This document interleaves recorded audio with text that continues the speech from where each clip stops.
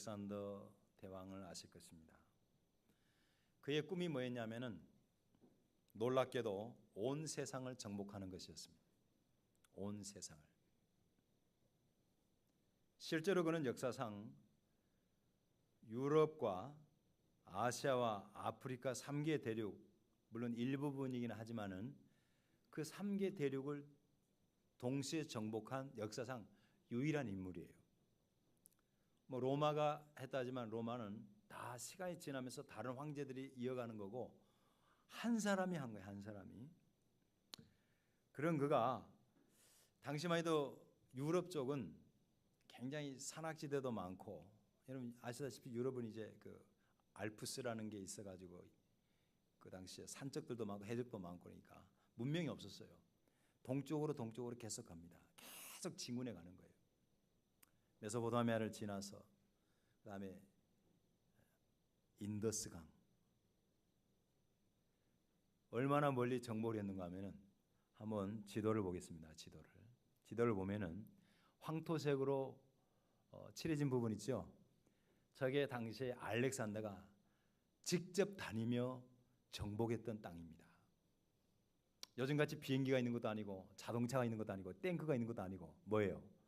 말 타고, 혼자 말 타고 갑니까? 뒤에 부하들 걸어서 따라와야 되잖아요. 긴 시간을 걸려서 계속 정복을 한 거예요. 그래서 이제 동쪽으로 갑니다. 동쪽, 아시아죠. 동쪽 아시아 쪽으로. 그래서 어디까지 갔어요? 인도까지 갔어요. 인도. 상상이 갑니까? 근데도 그는 멈출 생각을 하지 않았어요. 계속 그러자 부하들이 반기를 들었어요.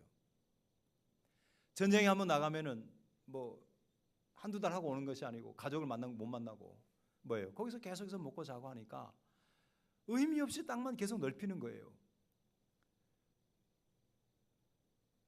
그러면서 부하들이 하는 말이, 세계 끝까지 가는 것이 당신에게는 어울리는 일인지 모르지만 우리에게는 어울리는 일이 아닙니다.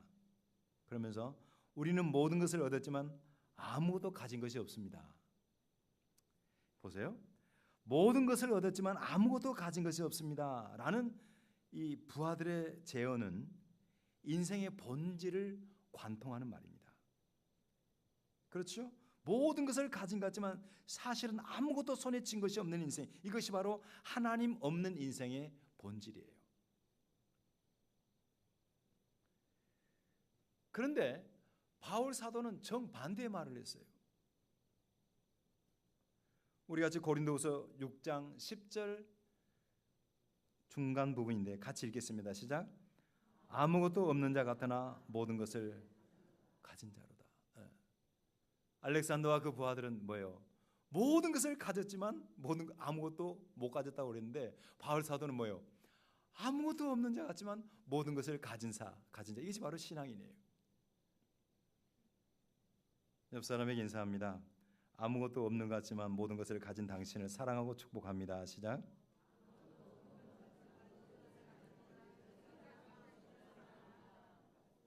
예수 안에서 아무것도 없는 것 같지만 사실 모든 것을 가진 거예요. 사람이 천하를 얻고도 제 생명을 잃으면 무슨 유익이 있겠는가? 영생을 얻은 자는 모든 것을 가진 거예요. 창세기 1장과 50장, 오늘 우리 창세기 50장 이제 요셉 이야기하다가 이 창세기에 걸려들어서 우리가 창세기에 말려들었어요 우리가. 그래서 지금 이제 마지막까지 왔는데 창세기 50장까지거든요. 앞으로 다음 주에 1시간만 더 하면 창세기 요셉의 생애를 끝낼 거예요. 1장과 50장, 처음과 마지막 장인데요. 두 장을 놓고 비교하면은 1장은 시작에 관한 것이고 50장은 마무리입니다. 1장은 하늘과 땅의 창조에 관한 이야기를 시작하고 50장은 새 하늘과 새 땅을 상징하는 가나안 땅으로 야곱이 죽음의 과정을 거쳐서 들어가는 것으로 마무리를 하고 있어요. 그러니까 1장은 창조고 50장은 뭐예요? 새 창조를 보여주는 아주 기가 막힌 그런 구조를 갖고 있습니다. 그러니까 여러분 창세기 1장에서 50장까지의 내용을 보면은 사람이 어떻게 조성이 되었고 그 다음에 태어나서 죽고 천국에 들어가는 일련의 그 구원의 과정이 스토리 형태로 전개가 됐죠. 인간이 어떻게 해서 타락했고 어떻게 해서 죽음에 이르렀고 그런 죄인을 구원하는 믿음이 무엇인지 그리고 그 끝이 어디인지에 대한 그 내용과 과정들이 씨앗 형태로 들어있어요. 씨앗. 여러분 씨앗 아시죠? 사과를 드시면 사과 씨앗을 보면 사과는 안 보여요. 하지만 다음에 열매가 맺어요. 사과가. 똑같아요. 창세기 말씀은 이런 인간의 구원과 성숙과 하나님 나라에 이르는 전 여정, 구원의 여정이 씨앗 형태로 거기에 담겨 있어요. 이와 같이 창세기 말씀이 너무너무 중요하기 때문에 사단은 성경 가운데 창세기를 집중적으로 공격을 합니다. 그래서 하는 말이 창세기는 역사가 아니다. 창세기는 신화다. 전설에 불과하다라고 공격을 하는 거예요. 하지만 이것은 하나님의 구원의 역사를 씨앗부터 없애려고 하는 마귀의 시도인 것입니다. 창세기는 우리의 구원에 관한 모든 진리가 씨앗 형태로 보관되어 있는 아주 중요한 책이에요. 그런 마음으로 앞으로 창세기를 보면 틀림이 없습니다. 그 가운데서 오늘 우리가 읽은 창세기 50장 1절에서 13절의 말씀은 야곱의 장래에 관한 이야기예요. 장래에 관한 이야기. 사실 야곱의 장례식 이야기는 성경의 어떤 믿음의 사람의 장례식보다 긴 분량을 할애해서 기록을 하고 있어요. 그건 왜 그러냐면은 그냥 하다 보니까 쓴 게 아니고요. 야곱의 장례식을 통해서 지금의 성도들이 배워야 할 교리가 있고 삶이 있는 거예요. 단순히 장례식 이야기가 아닙니다. 이걸 통해서 우리가 귀한 교훈을 얻기를 바랍니다. 첫째, 자, 이 야곱의 장례를 가만히 보면은 특이한 게 있어요. 그게 뭐냐면 그 장례가 후회가 없었어요. 후회가. 야곱이 이제 기운이 다해서 죽어서 조상과 백성이 그 백성에게로 가니까 요셉이 두 가지 일을 아버지한테 해요. 첫째는 46장 4절에 나온 대로 하나님께서 야곱에게 약속하신 대로 아버지가 돌아가시자 눈을 감게 드립니다. 자, 여러분, 나이가 많아서 몸이 비쩍 말라서 돌아가시잖아요. 그러면 돌아가실 때 눈이 잘 안 감겨져요. 눈이 안 감긴 상태로 죽어서 굳어버리면 다음에 여러분 눈을 딱 감가놔도 다시 어떻게 돼요? 다시 떠버려요. 제가 해봐서 알아요. 뭘 오히려 그거. 그래가지고 제가 뒤에 염을 하면서 감겨놨는데 좀 이따 다시 뜨고 나를 보더라고. 처음에는 살아난 줄 알았어. 그래서 요즘 장의사에서는 어떻게 하냐면 눈을 뜨고 돌아가신 분은요 거기서 꿰매버려요. 꿰매기도 하고 또 어떤 데는 이렇게 본드로 이렇게 칠하기도 하고 하는데 그건 뭐 자연스러운 일입니다. 왜냐하면 후손들이 볼 때 눈 뜨고 있는 사람 관뚜껑 닫으려면 좀 거시기 하잖아요. 아무튼 이 야곱이 나이가 들고 병들었기 때문에 많이 말랐을 거라고 그래서 눈을 감겨드렸어요. 그리고 두 번째로 아버지 얼굴에 자기 얼굴을 대고 부비면서 울면서 입을 맞춥니다. 50장 1절을 같이 보겠습니다. 시작. 요셉이 그의 아버지 얼굴에 굽히려 울며 입 맞추고. 굽히려서 이것은 뭡니까? 돌아가신 아버지를 향한 마지막 사랑의 표현이었죠. 정말 사랑하는 사람은 시신이 무섭거나 더럽지를 않아요. 저희 어머님도 우리 아버지하고 그렇게 많이 싸웠는데 싸우면서 정이 들었나 봐. 돌아가시니까 이렇게 얼굴을 대고 우시더라고. 저는 안 그럴 줄 알았어요. 근데 그러더라고.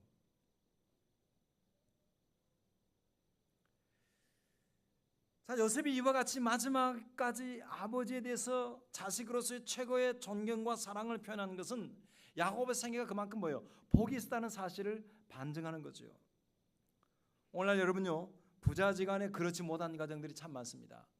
부모가 돌아가실 쯤 되면은 자식들은 커져 저 부모가 나한테 얼마 물려줄 것인가 요거에만 관심이 많아요. 그래서 적게 주면은요 돌아가시면 오지도 않는데요.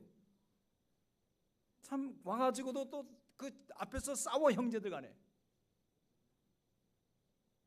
만약에 내가 장례식인데 그런 일이 있었다. 죽는 줄 아셔. 그런데 요셉은 또 그렇게 한 다음에 아버지가 죽어서 슬프기는 슬펐지만 그래서 눈물을 흘렸지만은 절망적으로 몸부림치지는 않았어요. 처절하게 통곡하지는 않았어요.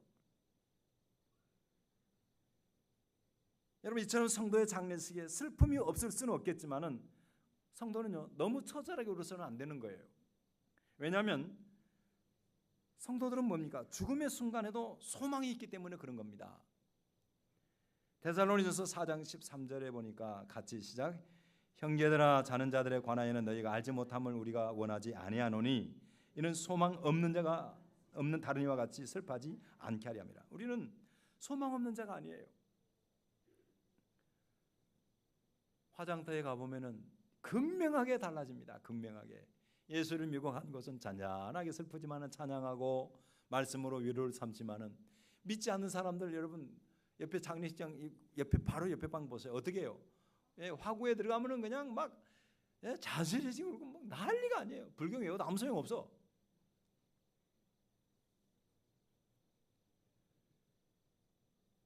그리고요, 이 죽음이라는 것은 어차피 신앙인에게는 천국으로 들어가는 관문에 불과하니까 슬퍼할 이유가 없는 거예요. 특히 요셉은 야곱이 아버지가 천국에 들어간 것을 확신을 했어요. 그에 남긴 유언들이 그걸 이야기했잖아요. 여러분 사람이 죽어서 그 영혼이 천국으로 간다고 하는 것이 확실해지게 믿어지면요 남은 자들은 그것이 큰 위로가 됩니다. 그러잖아요. 내 부모가 돌아가셨는데 내 부모가 지옥 갔다 어디 간지 모른다 그러면 그 상처가 되는 거예요. 하지만 확실하게 믿고 정말 그분이 소망 가운데서 주님 앞에 마지막에 발을 가지런히 모고 기다렸잖아요. 그런 확신 가지고 가는 것을 보면 위로가 돼요. 큰 유산이 되는 거예요. 그런 부모 되시기를 바랍니다. 그러지 못하다면 빨리 복음을 전하세요. 누가복음 16장 22절에 보니까 죽어 천사들에게 받들려 아브라함의 품에 들어가고 나사로 이야기잖아요. 믿는 사람들은 천사들에게 받들려서 아브라함의 품에 하나님께 가는 거예요. 예수 믿는 성도들이 들어갈 천국에 대해서 성경은 이렇게 말합니다. 요한계시록 21장 4절에 다 같이 시작. 모든 눈물을 그 눈에서 닦아주시니 다시는 사망이 없고 애통하는 것이나 고가는 것이나 아픈 것이 다시 있지 아니하리니 처음 것들이 다 지나갔음이라라. 예, 아버지의 영혼이 더 이상 슬퍼할 것도 애곡할 것도 아픈 것도 절망도 죽음도 없는 복된 것으로 들어가기 때문에 요셉이 슬프지만은 뭐예요? 처절하게 몸부림치지는 않았던 것입니다. 그리고 요셉이 처절하게 몸부림치지 않는 두 번째 이유가 뭐냐면요. 아버지를 애굽으로 모셔온 이후에 17년 동안 극진히 섬겼기 때문에 그런 거예요. 아시다시피 요셉이 총리가 돼서 이제 아버지를 모시고잖아요. 그래서 17년 동안 다른 곳은 다 굶어 죽고 어려웠지만은 아들 덕분에 야곱은 잘 먹고 잘 살았습니다. 그리고 아들이 총리였기 때문에 그 영광을 같이 누렸어요. 한마디로 말해서 요셉은 아버지를 섬기는 일에 조금도 후회가 없었습니다. 최선을 다했어요. 그러니까 그런 거예요. 부모님에게 살아계실 때 정말 효도를 다한 사람은요 돌아가시고 난 다음에 그렇게 억울하거나 슬프지 않아요. 최선을 다하면 되는 거예요. 제가 학교 다닐 때 배웠던 정철의 송강 정철의 시가 있어요. 시조. 한번 제가 읽어볼게요. 어버이 살아실제 섬기기를 다하여라.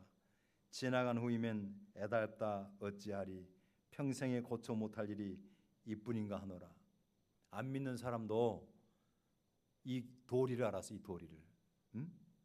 여러분 고등학교 때인가 요거 교과서에 나오는데 그 있잖아 그거 뭐라고 이적 고전 뭐 그거에 나오는 거예요. 이거 살아 있을 때 섬기기 다해라. 돌아가시면은 아무리 애달다고 해도 아무 소용없다. 이거 바꿀 수 없으니까. 여러분도 부모님 살아계실 때 잘 섬겨서 돌아가신 다음에 땅을 치고 후회하는 일이 없기를 바랍니다. 아멘 소리가 다 죽어가냐? 응? 장례식장에서 가장 막 요란하게 뭘 집어 던지면서 혼자 기절하는 사람 누군지 알아요? 다 그런 사람들은 불효자식들이에요. 왜 그러냐면은 못 해놓으니까 그때 쇼를 하는 거야. 내가 제일 효도했다는 걸 그런 식으로 억지로 말하는 거예요.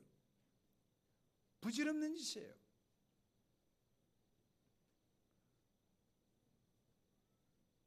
요셉은 아버지의 시신을 위해서도 최선을 다합니다. 40일 동안 향재료를 넣게 했습니다. 여러분 시신에 향재료를 넣는 것은 말 그대로 부패를 방지하기 위한 거예요. 그렇게 해서 쌓으면은 이렇게 삼배로 묶으면은 그게 뭐가 돼요? 미라가 돼요. 미라. 그 시신 만들 때 어떻게 하는지 아시죠? 어떻게 하냐면요. 내장을 다 꺼내요.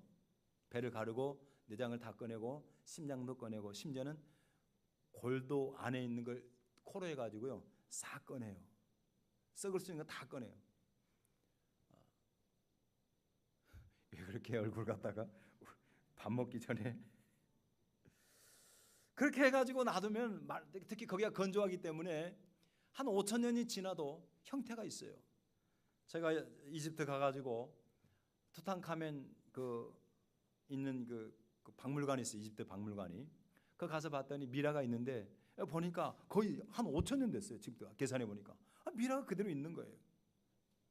왜 그렇게 만드냐면은 그런 절차를 거치고 나면 사후에 부활한다고 하는 그런 사상을 갖고 있었어요. 하지만 요셉이 아버지의 시신에 향재료를 넣었던 것은 종교적인 이유가 아닙니다. 부패를 방지하기 위해서였어요. 그렇게 해야 아버지의 시신을 메고 다음에 어디로 가야 돼요? 그 무더운 곳에서 가나안으로 가야 돼요. 70일 동안 애곡하고 난 다음에 또 가나안까지 오랜 시간 걸리잖아요.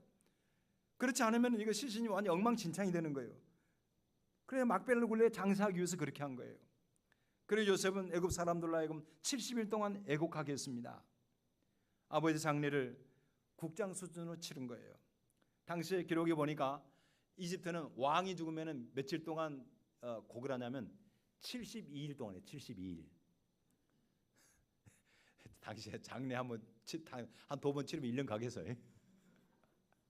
72일 고가라는데 2일이 모자란 70일 한 거예요. 그래서 뭐냐면 총리급입니다. 총리급.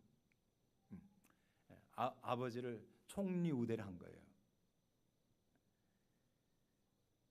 이런 것은 보면은 지금 보면은 참 허례허식 같지 않아요, 그죠? 지금 요즘 문화에 누가 70일 동안 그러고 있어요. 하지만은 이것은 뭐냐면 그만큼 아버지를 존중을 하고 높여드렸다는 그런 뜻이죠. 명예스러운 장례식을 치른 겁니다. 물론 제가 이런 장례를 다 해달라는 게 아니에요, 예랑아. 아버지가 죽었는데 그럴 필요가 없겠지. 아무튼 뭐냐면 요셉은 아버지에 대해서 최대한의 존경과 사랑을 표현한 거죠. 우리가 바로 여기서 배울 것이 그겁니다. 신앙인이라 할지라도 부모님에 대해서는 뭐예요? 살아생전에 최선을 다해서 효도하세요. 그리고 돌아가시거든 존중하시고, 특별히 사후에는 천국으로 인한 소망을 위로로 삼는 그런 은혜로운 성도가 되기를 주의 이름으로 축복합니다. 우리 교회에 지금 실버 회원들이 한 5분이 계세요. 5분? 5분 자녀들은 오늘 말씀을 잘 들어야 돼. 잘 들으시고 아무튼 부모가 주 안에서 원하시건 뭐든지 해드리세요. 뭐든지 최선을 다해서 섬기세요. 이게 하나님 뜻이에요. 이거 성도의 삶이라는 것을 오늘 보여주고 있는 거예요.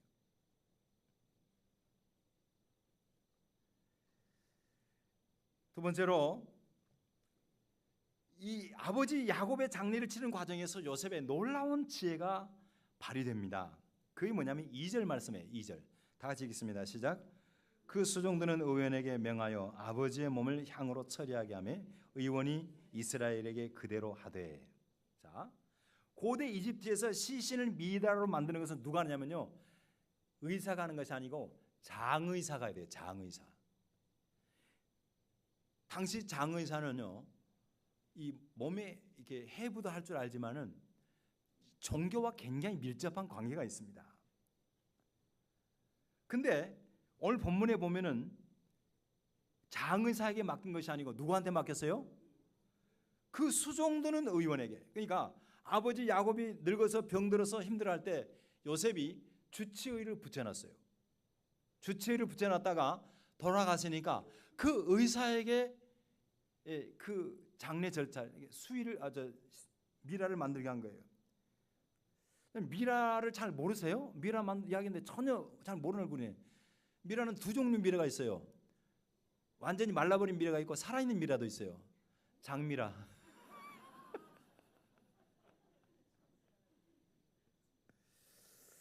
자, 그러면 왜 주치의로 하여금 아버지 시신의 향재료를 넣겠을까요? 그 이유가 여기 나옵니다. 그게 뭐냐면요, 그러니까 이 성경의 내용을 그냥 보면 안 돼요. 굉장히 의미가 있어요. 애국 사람들은 당시 장례사들이 만들면은 시신 미라를 만들 때 어떻게 하냐면 시신에다가 모든 걸 다 끄집어낸 다음에 그 안에다가 책을 넣어요. 책. 그 무슨 책을 넣냐면은 사자의 서, 죽은 자의 책을 넣는 거예요. The Book of the Dead. 그래서 죽은 자의 책인데 일종의 부적입니다. 부적. 온갖 거기 보면 주문 마술을 기록을 해서 죽은 사람이 사후세계에서 여러 가지 심판을 받게 되는데 그 심판을 통과하는 방법들을 거기 기록을 해놨어요. 이게 죽어서 그것 보고 심판을 잘 통과해라는 거예요. 일종의 사후세계를 안내책자. 특별히 그 사자에서에 보면은요, 심판에 대해서 기록을 하는데 보세요. 혹시 여러분 그 이집트 그 관련되게 보면 어떤 사람이 이렇게 천칭 같은 걸 이렇게 들고 있어요. 저울 한쪽에 뭐가 있고요, 한쪽에 동그란 게 있으니까 한쪽에 깃털이 있어요. 그 동그란 게 뭐냐면요, 그게 심장이에요. 심장. 죽은 사람의 심장하고 사자의 깃털이야. 신의 깃털, 신 달아가지고 이게 더 무거우면 지옥 가. 무슨 귀신 신나라 까먹은 소리 하고 있어요. 어차피 이거 말도 안 되는 소리인데, 그러니까 이거 한마디로 말해서 굉장히 뭐냐면 미신적인 부적입니다. 부적. 만약에 요셉이 아버지 시신을 그 장의사한테 말했으면 어떻게 되겠어요? 그런 식으로 해버려요. 그러니까 그것을 막기 위해서 향재료는 어때? 장의사가 아니라 아버지의 주치의에게 시신 처리를 부탁하는 지혜를 발휘한 거예요. 왜? 아버지는 하나님의 백성이니까. 죽은 자의 책이 아니라 산 자의 책인 생명책에 그 이름이 기록되어 있기 때문에 그럴 이유가 없었던 거예요. 그렇다고 해서 그것을 가지고 싸울 필요는 없잖아요. 굉장한 지혜를 발휘한 거예요. 우리나라도 보면은 지금은 이제 다 화장을 해가지고 그냥 다 공평해요. 너무 좋아요. 공평하니까. 잘 산 사람도 그냥 30cm 안에 들어가고 좌우로 못 산 사람도 그런데 예전만 해도 그러질 않았어요. 그래서 여러 가지 이상한 것들이 많았어요. 옛날에 우리 교회 다녔던 양선옥 집사님이라고 계세요. 양선옥. 그 아버지가 돌아가셨는데 그 아버지가 돌아가셔가지고 제가 이제 그 장례식을 집례를 했어요. 그래서 갔는데 어디를 갔냐면은 그 광양 시립묘지가 있어요. 자, 제철 쪽에 가다 보면 그 국도의 왼쪽으로 터널 다리 밑으로 이렇게 들어간다고 올라가는데 갔더니 깜짝 놀라서 굉장히 넓어요. 그 넓은데 그때는 이제 화장을 보편화되지 않을 때예요. 전부 다 이렇게 관에다가 넣어가지고 매장질 이렇게 하나씩 하는데 오면서 돈을 많이 주셨어요. 제가 묘를 새로 쓴데 묘마다 가니까 돈이 1,000원짜리가 몇 장씩 얹어져 있어요. 헐걸 해가지고 그때 당시에 1,000원은 지금은 생각하면 한 10,000원 정도 되는 돈이에요. 그래서 상당히 수고해 왔어요. 혹시 돈 공한 사람들 한번 가보세요. 지금 혹시 있을지 모르니까. 다 그런 비슷한 거예요. 그 뭐 노자 돈을 가지고 뭘 타고 갈지는 모르겠지만은 뭘 타도 전기차는 조심해야 될 것 같아.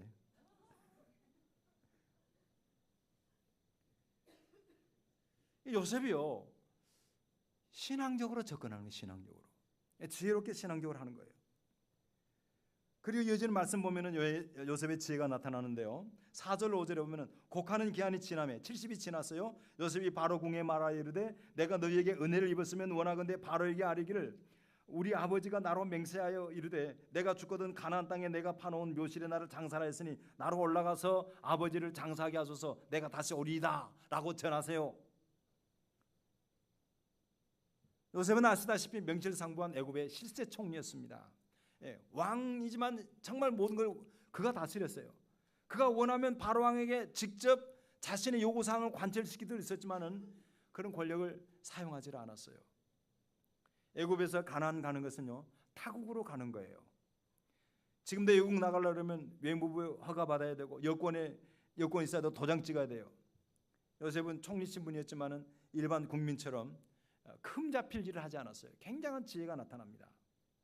그리고 5절 후반에 보면은 다시 온다고 해서 바로왕 측에서 어떤 불필요한 오해나 염려를 하지 않도록 했어요. 이렇게 신뢰를 주니까 요셉에게 바로가 허락을 하잖아요. 6절에 보니까 바로가 이르되 그가 내게 시킨 맹세대로 올라가서 내 아버지를 장사하라. 여기서 그는 야곱을 가리킵니다. 야곱이 요셉에게 한 대로 해라는 거예요. 여러분, 사람이 이 땅을 살아갈 때 영육간의 지혜가 필요합니다. 믿습니까? 성공적인 인생을 살기 위해서 꼭 대단한 공부를 많이 해야 되는 것이 아니에요. 그러잖아요. 좋은 학교 나왔다 그래서 다 성공하는 거 아니잖아요. 또 유학 갔다 왔다 그래서 또 얼굴이 잘생겼다 그래서 오늘 아침에 제가 일부 예배 설교하면서 최혜준 집사님이 요즘 잘 나가요. 여러모로 잘 나갑니다. 최혜준 집사님 다음에 알게 될 거예요. 그래서 내가 이슬이한테 그랬어요. 이슬아, 남편이 좋은 학교 나와서 좋아했어. 유학 갔다 와서 좋아했어. 예준이가 유학도 했어요. 감비아에서. 세네갈에 있었나? 장으로 한 1년 놀다 왔어요. 잘생겨서 결혼해서 그랬더니 잘생겨서 했대요.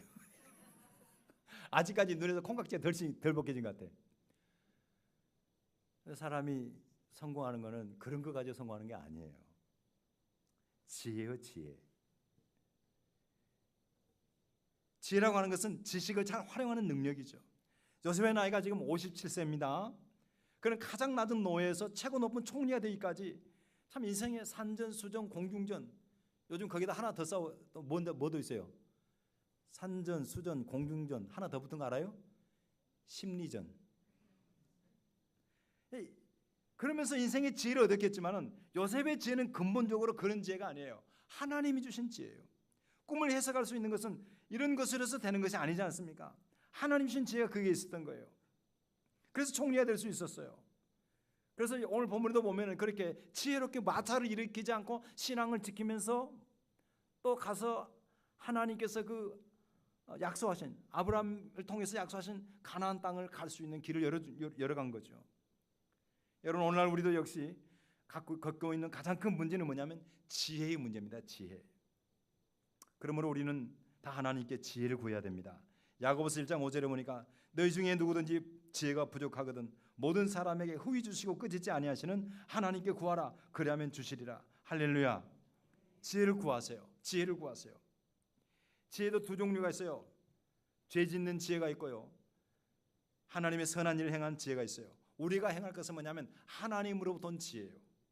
야고보서 3장 17절에 오직 위로부터 난 지혜는 첫째 성결하고 다음에 화평하고 관용하고 양순하며 긍휼과 선한 열매가 가득하고 편견과 거짓이 없나니. 우리 모두 하나님으로부터는 지혜를 구하되 특별히 새벽에 기도하시기를 바랍니다. 요즘 제가 새벽에 보니까 새벽 기도하는 사람이 많이 줄어들었어요. 저는 속으로 생각하기를 날씨가 더워서 그런 줄 알고 그랬더니 몇몇 분들이 그래요. 목사님 절대 더워서 안 온 게 아니고요, 그냥 오기 싫어서 안 오는 거예요. 제가 정신 번쩍 들었어요. 그러면 정신 차리게 해야 되구나. 지혜를 구하세요. 요셉 보세요. 지혜가 어디서 왔어요? 하나님으로부터 오잖아요. 마지막으로 야곱의 장례식이 가리키는 이제 본격적인 핵심이 있습니다. 그러니까 제가 바깥으로부터 들어가는 거예요. 장례식을 통해서 살아계실 때 효도하세요. 장례식을 통해서 지혜롭게 하세요.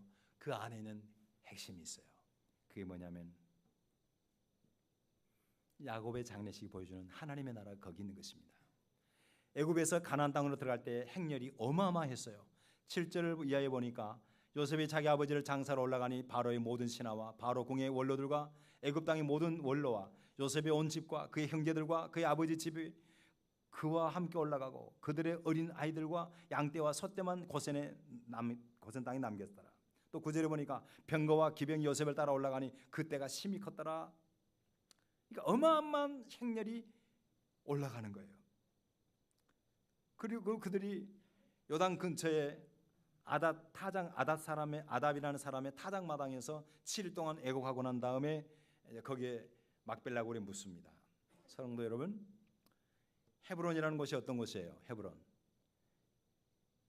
40년 전에, 본문에 있기 전에 40년 전에 17살 때까지 요셉이 뛰어놀던 곳이에요. 40년 만에 가본 거예요. 40년 만에. 자기 고향이에요. 앞으로 들어갈 본향이에요. 사람은 고향을 좋아합니다. 아무리 고향을 좋아해도 거짓말하면 안 돼요. 이번에 박은주 권사님이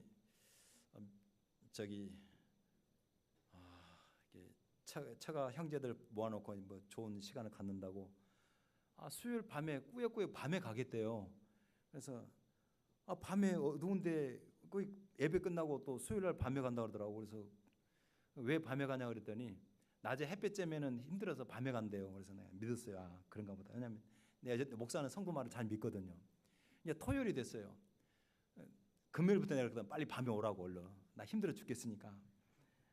밥도 해 먹기 귀찮아고. 새벽기도 갔다 와가지고 성경 읽고 난 다음에 밥에 먹으려고 그래봐. 빨리 오랬더니 꾸역꾸역 시간 지나더니 토요일 날, 그래서 토요일 날 새벽에 출발한다 그러더라고. 그래 믿었어요. 그랬더니 전화했어요. 아침 8시 지금 어디 정도 오고 있어? 그랬더니 뭐 영천시장 갔대요. 떡 사러 갔대요. 그럼 언제 출발할까요? 그랬더니 12시나 출발한대요. 아니 언제는 햇빛이 힘들면은 그 피해서 밤에 운전한다더니 이거 올 때는 뭐예요 그러면은? 속으로 그래 고향이 좋아서 그런 걸 어떡하겠나. 여러분, 우리가 마지막에 들어갈 고향이 있습니다. 믿습니까? 고향이 있어요.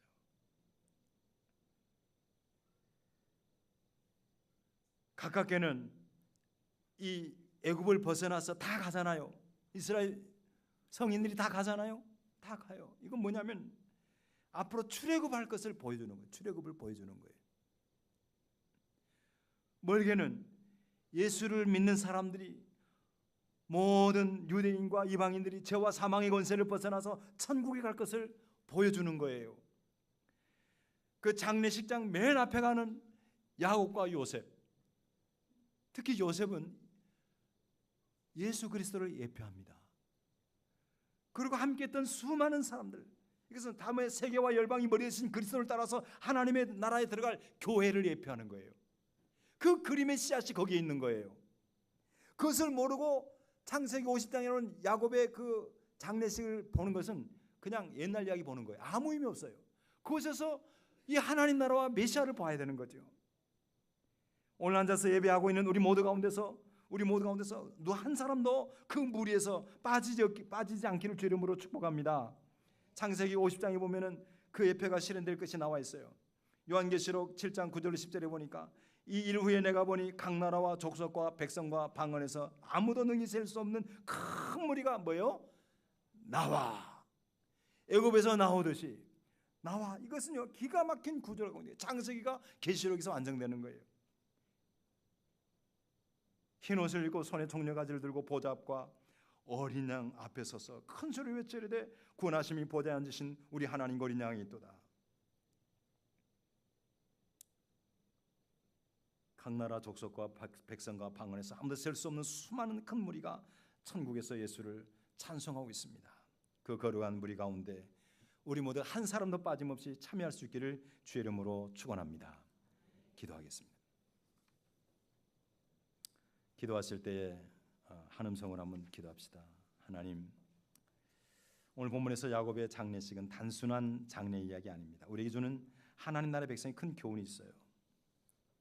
부모님을 보낼 때 후회 없이 보낼 수 있도록 효도 잘하고 계십니까? 가장 큰 효도는 그분이 죽어서 천국 가야 돼요. 그러지 않으면 여러분은 땅을 치고 후회합니다. 그리고 살아계실 때 부모님을 기쁘시게 해드리세요. 원하는 거 다 해드리세요. 부모님 원하는 대로 해드리세요. 그리고 절차가 지혜로웠습니다. 사단이 틈탈 기회를 주지 않았잖아요. 사자의 설을 넣지 못하도록 주치의를 통해서 향을 넣게 해서 시신이 가나안 땅에 들어가도록 했습니다.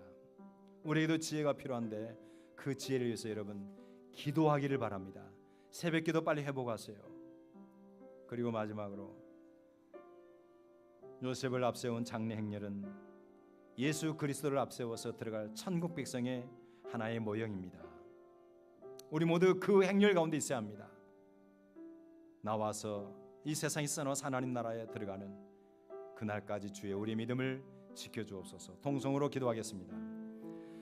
하나님 아버지 감사합니다. 오늘 주님 말씀을 통해서 귀한 것을 배웁니다. 아버지 하나님, 아버지 하나님, 우리를 긍휼히 여겨 주옵소서. 하나님, 정말 아버지 야곱의 장례식을 통해서 우리가 배울 교훈이 너무나 많습니다.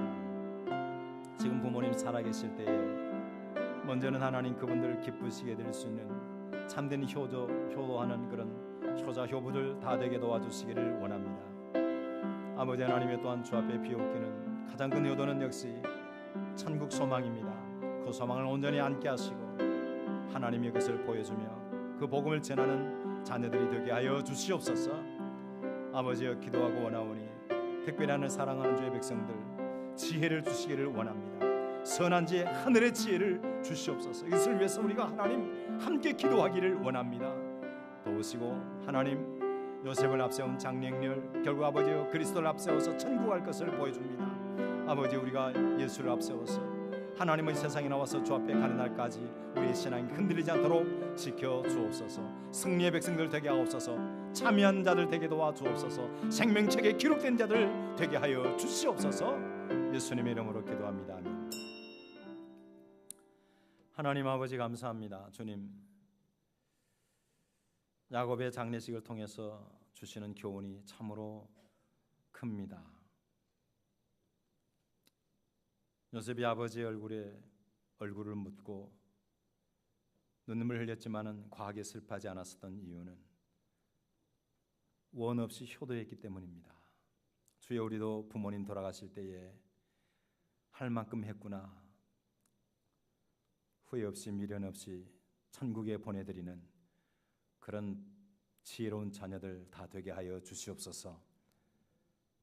또 어른된 우리는 마땅히 하나님 자녀들이 우리를 보면서 하나님 나라를 보고 예수를 믿는 믿음을 경험할 수 있는 신앙의 본보기가 될 수 있도록 은혜 허락해 주시기를 원합니다.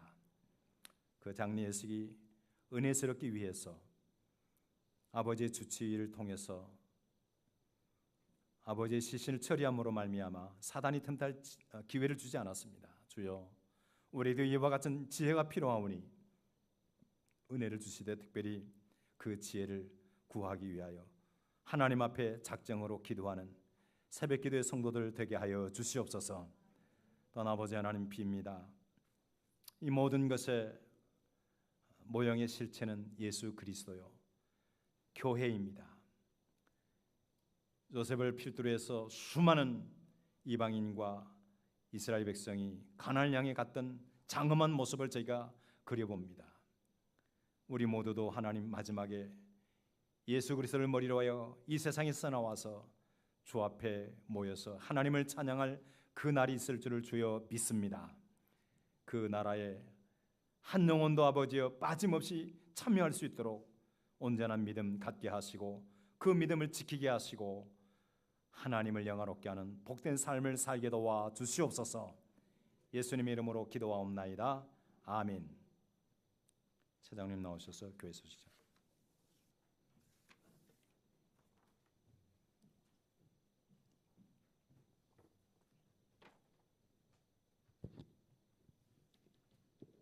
교회 소식 전해드리겠습니다. 함께